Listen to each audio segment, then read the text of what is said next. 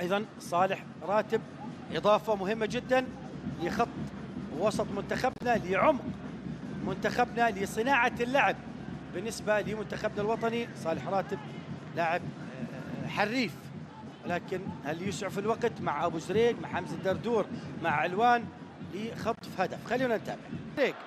اول مره يحصل على الكره في الجهه اليسرى، ومحاوله وتمريره اصلت عند صالح راتب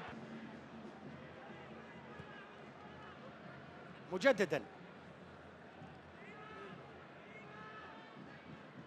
هذه عائده الى عبد الله فخوري.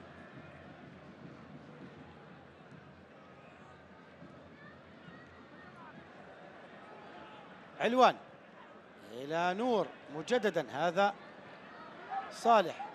هدف محقق انس في اللقطه الماضيه، ممكن يكون هدف رابع للمنتخب الاسباني.